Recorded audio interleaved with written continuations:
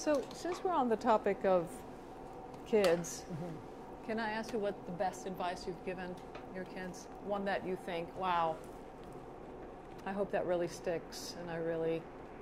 Like one piece of advice that Yeah, one or two that...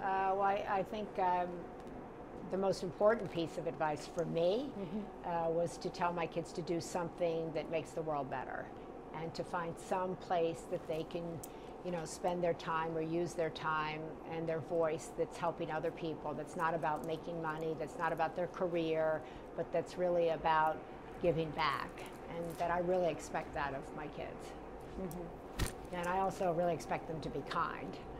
Yeah, I tell that to my kids every morning, be kind to Be somebody. kind, yeah, be kind. I think that that's really important, and I think it's an undervalued trait, not emphasized enough. So I think if you're kind and you give back and you have a work ethic, you're going to be okay. Yeah. Is it harder to raise kids these days than it was for your mom? Well, I'm sure every generation thinks they have their own challenges. My kids tell me it's much harder to be young today than when I was younger, but I think everybody is in their own space at their own time and thinks that whatever they're going through is unique and unique to them. Let's talk a little bit about you being a champion for health. Well, I'm very passionate about Alzheimer's and about brain health, and I really think that the more we can step back and think about health holistically, our emotional health, our spiritual health, our mental health, our cognitive health, our financial health, all of these things, because they play together. I don't think it's, you know, to be successful in your work but have no kind of broader sense of your life and don't care about your health, I don't think that's success. So I think thinking about your health and thinking about women's health in particular, because women are different from men. We age differently, our brains are different, we have different hormones. So I think women becoming informed about their health holistically and thinking about how their work life plays into their health is a really important addition, I think, to these conferences that talk about branding and asking for raise and moving up on the professional ladder. And I hope that they'll also start including the role of caregiver, the role of health, the role of emotional, mental, cognitive health. And this all started because your dad, of course, had Alzheimer's. Right. So did my mom. And it's very interesting. Your father, a brilliant man who did so much for humanity, suddenly gets Alzheimer's. And one of the things that I've read about you is that you really wanted to send that message out to people that it's not something to be embarrassed about. It's something that we must talk about. Right. Well, I think when my father, before he was diagnosed, it was kind of embarrassing because he would kind of go off on a tangent or act weird and you didn't really know what it was. And I think then, you know, he had this diagnosis and everybody was like, let's keep it quiet, let's keep it, you know, on the down low. And I was like, no, let's talk about it. Let's try to understand it. Let's be open about it, because that way more people will come forward and that people will say, like, oh, I'm not alone. I think kind of feeling like you're not alone is a really powerful thing at any age. And I think certainly when it comes to Alzheimer's and when it comes to being a caregiver for someone, feeling like you're not alone is really important, because so many people do feel alone. And losing your mind is terrifying. And so people who are diagnosed, you know, are terrified. And so is the entire family. I call Alzheimer's a mind-blowing disease, because it affects not only the person who loses their mind, but it's mind-blowing to everybody around them. It's mind-blowing to sit across from someone who's brilliant and them not know what a fork is. So it's really hard to make sense of that. Right, and you touched upon the fact that women are really sort of the center of the family, and for a woman to get Alzheimer's just affects everybody. And everybody. I mean, everybody around them. Right. And it affects, you know, more and more men are being asked to step up and assume a role that they might have assumed their wife would take care of. And so I think we're in a sea change in this country. 10,000 people turn 65 every single day.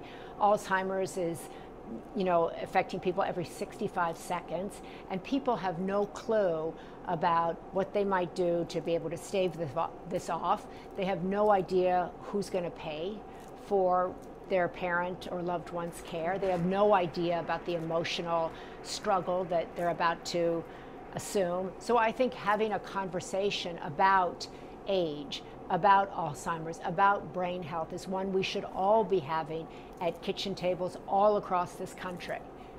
Besides, you know, every time I go, let's say, to the supermarket or to an event, there's always people asking to donate towards Alzheimer's, to find a cure. Right.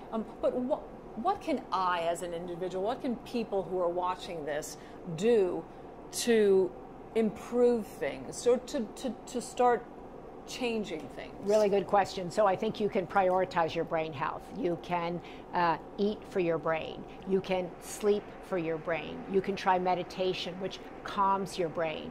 You can think about the role that stress is playing in your life. That wreaks havoc on your brain. You can do a cognitive baseline test. I don't know how old the person is that we're talking about, but it's really good to do a cognitive baseline check-in with how is your brain? How is it processing? Is it healthy?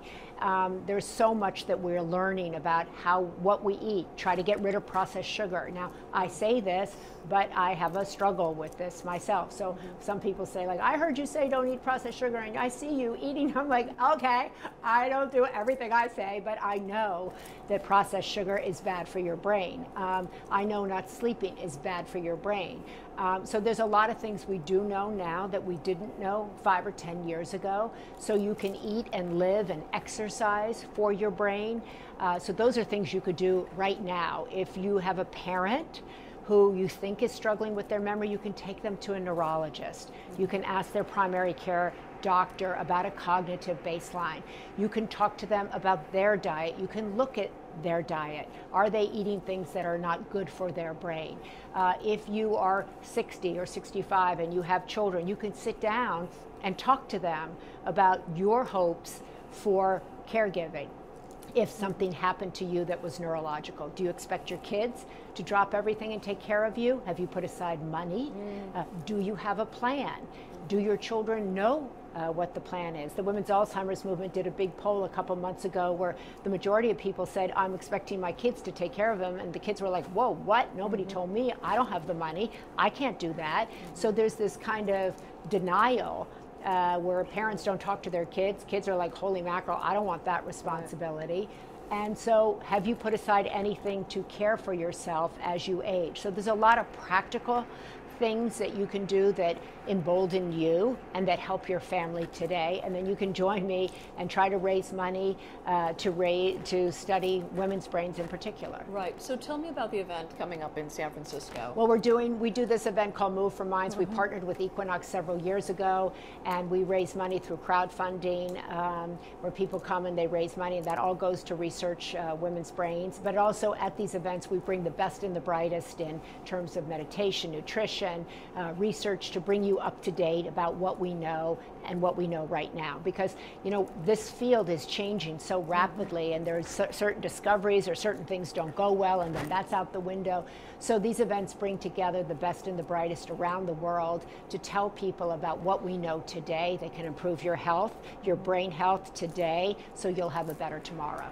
Are we closer than we've ever been? Well, you know, I've been in this for a really long time, and when I did the big Alzheimer's project for HBO many years ago, people said to me, are we close? And then researchers said to me, I'm sure there's a cure in some, you know, vial in some lab somewhere. That was quite a while ago. So I'm hopeful, but I can't say that it's around the corner. But I think what is around the corner, if you don't take care of yourself, isn't pretty. What's your final question? What's your next role? You know, we've seen you as a reporter, on the set anchoring, right. Or now also in the morning I watch you sometimes, all around health and good, you know, stuff that you bring about, encouraging people to do the right thing. So what's something that you haven't done that you really want to do and say, that is going to be my next thing? That's a really good question, and I've been working really hard at staying present with what I am doing and who I am, and not get myself caught up in who I should become or what I should do. And so at this point in my life, I feel really blessed and peaceful, which is huge for me, that I'm right where I'm supposed to be. I've just written this book that has been received really with open arms, which has been very moving for me. My work in the Alzheimer space, I feel like it's finally, you know, like I'm not talking to a wall anymore. I feel like people are really like, I got it, you were right about women, I'm in, I get it. I feel my work at NBC is exactly where it should be. It's not too much, it's not too little. My kids are in a good place. I have people who care about me. And my Sunday paper, which is a joy that I do every week, is thriving. And so I think trying to think about what's next would really be take me off of what is. Okay. You do this too, huh? Yeah, I do this. Well, you know, I remember somebody asking me a couple years ago, so are your kids all good? And I said, oh, my kids are all great. And then 10 minutes later, my son called me with a huge disaster. So I always say now, like, you know, my kids are good. And I think I think how you feel about your life is directly impacted by how your kids feel, how your family feels, how those closest to you are doing. But I'm very aware that life is short. I'm blessed to be able to still work at the network 40 some years later. As you know, that's no easy feat. Yes. And I'm blessed that people want to read what I put out there. And my kids want to have dinner with me. And like, you know. Nice. Yeah. So. Really good. You know. Yeah. No, I love watching you in the morning. What else I can do? That's I'll have some wild, mad, passionate. I don't know what am I going to do. Like, anyway, that's it. Thank you so much for your time. Thank you. Yeah, that was great. Thank you. Thank you so much. Thank you.